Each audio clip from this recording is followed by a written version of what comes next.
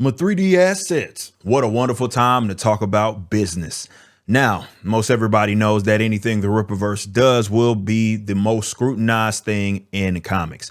There will be hate watchers, envious creators, and people that feel we are undeserving of the success. And they are going to go through everything with a fine-tooth comb, and it's not with the intention to help, it's to destroy. Some are more honest about that than others. This is something that we anticipate, we embrace. In fact, it's more of a badge of honor. The hype surrounding the Rippaverse is so real that people that don't even care about comics are spending countless hours trying to find something wrong. For some of these creators, using that term loosely, we know that it probably pains them to know that nobody will ever care enough about their product to hyper-focus on it like they do with ours. Anyway, let's set the scene. Contrary to some people's idiotic beliefs, I'm not the artist of Isom. I'm the creator and the writer. The artist's name is Cliff Richards, and he's an industry veteran. The word that non-playable characters got in a recent update is 3D assets. This is in reference to certain background elements in Isom being referenced and or traced. Did I know anything about this? No, and neither did most of you, which is why for over a year, including the same artist that once said the art was fine, nobody ever brought any of this up. It was never an issue. Now, because some people are having problems staying focused and getting their books out, they floated out this fake narrative that Cliff did this to meet some crazy deadlines, as if the quality had to be sacrificed to be on time.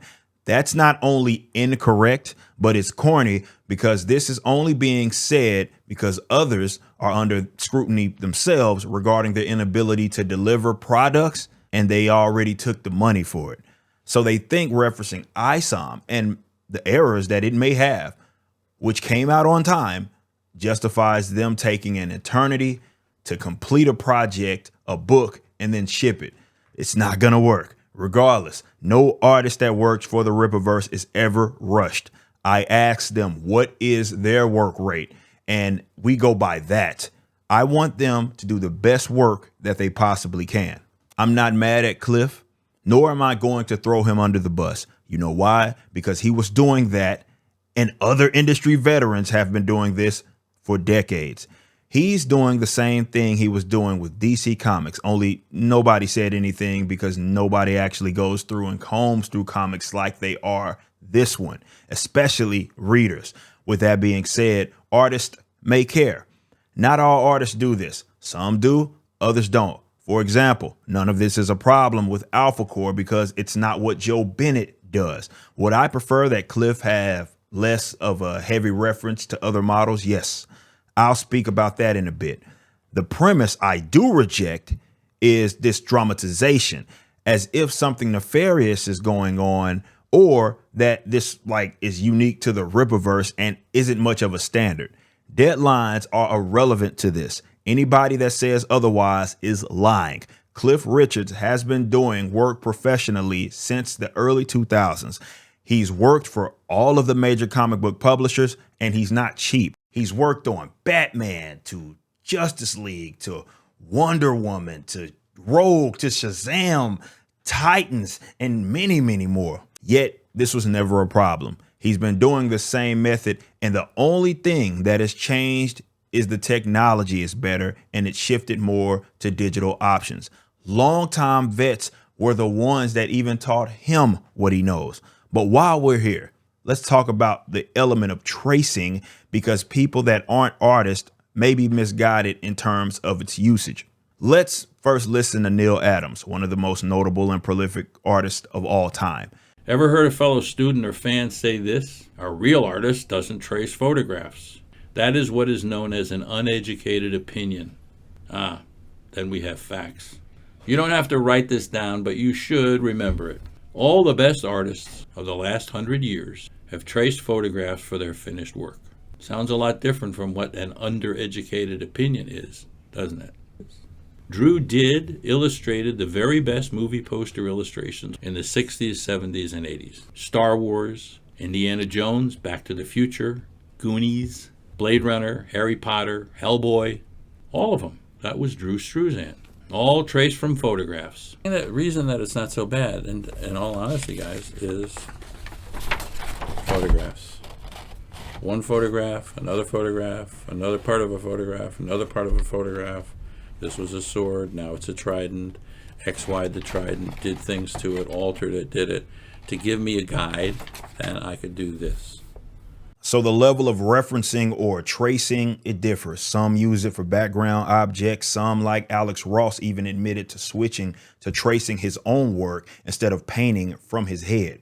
So when I'm tracing the image, which I've only been doing for maybe 8 to 10 years, I've been doing this now with a very simple light box that's only as big as I need for the surface of my desk here. So like I said, it varies, and depending on who you talk to, they'll let you know what they feel is more or less permissible.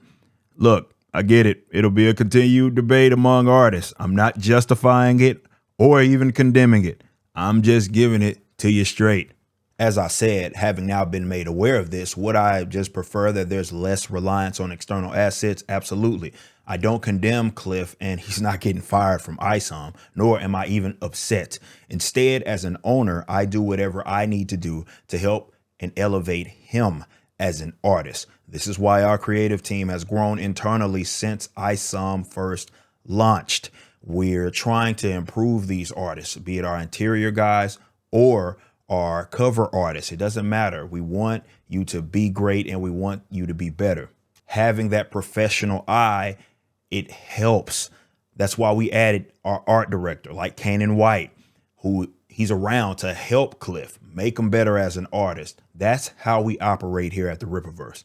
Kanan's presence alone has been felt, and he has made everybody here better, from Cliff to Joe Bennett to Deborah Carita and the rest of them. You see, the intention with these weirdos is not constructive, it's destructive. This is why they float this false narrative around, you can't take criticism, and they conflate bad intentions and hatred with criticism and have nerve to say that I'm the one that's doing that. No matter how many mountains of evidence that you show these guys, it doesn't matter. Any type of evidence, they will reject it. They need something to be true, and no amount of facts is going to have them deviate from that position.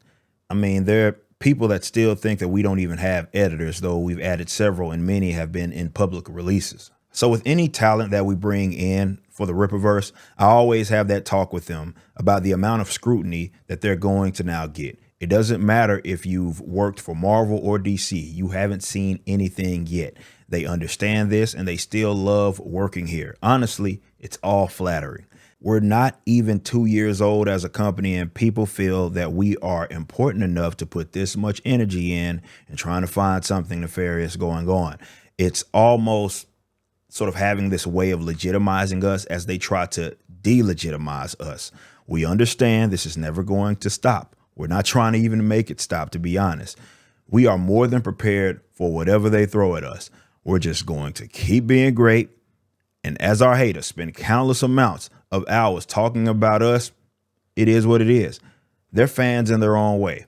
But seriously, to all the fans of the Rippaverse, whether you're a fan of Alpha Core, Isom, Yaira, Gooding, whoever as a character, the universe itself, we do appreciate each and every one of you. You, not our haters, are the reason that we do what it is that we do.